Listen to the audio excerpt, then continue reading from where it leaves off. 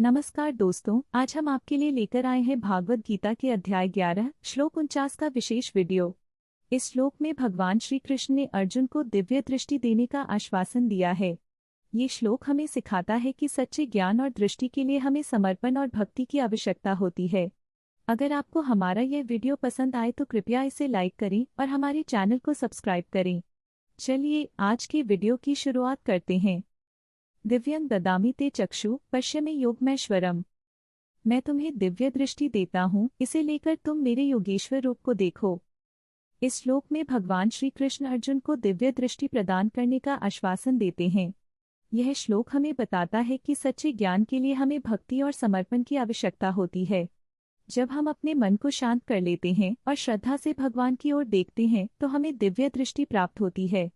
यह दृष्टि हमें सत्य और वास्तविकता का अनुभव कराती है, जिससे हम अपने जीवन के कठिन समय में सही निर्णय ले सकते हैं।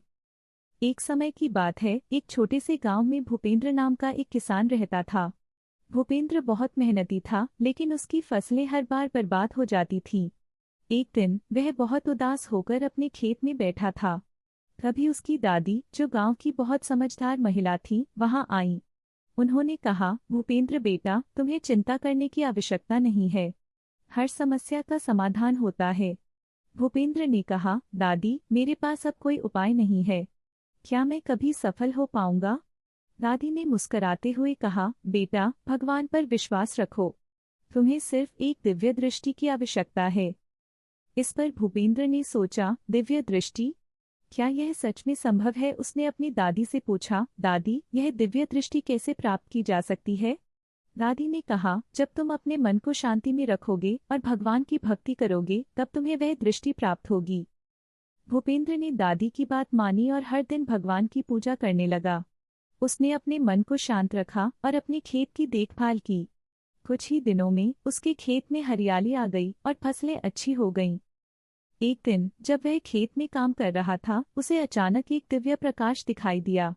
उसने देखा कि उसके सामने भगवान श्री कृष्ण का रूप प्रकट हुआ। भगवान ने कहा, मैं तुम्हें दिव्य दृष्टि देता हूँ, इसे लेकर तुम मेरे योगेश्वर रूप को देखो। भूपेंद्र ने उस दिव्य रूप को देखकर अपने सारे दुखों को भुला दिया। उसने समझा कि सच्ची मेहनत और भक्ति से ही वह अपने जीवन में सफल हो सकता है। इस प्रकार भूपेंद्र ने अपनी कठिनाइयों का सामना किया और भगवान की कृपा से सफल हो गया। दोस्तों, इस कहानी से हमें यह सीख मिलती है कि अगर हम सत्य और भक्ति के मार्ग पर चलें तो हमें दिव्य दृष्टि प्राप्त होगी। अगर आपको यह कहानी पसंद आई हो तो कृपया इसे लाइक करें और हमारे चैनल को सब्सक्राइब करें। हम ऐसे और भी ज्ञानवर्धक वीडियो लाते रहेंगे।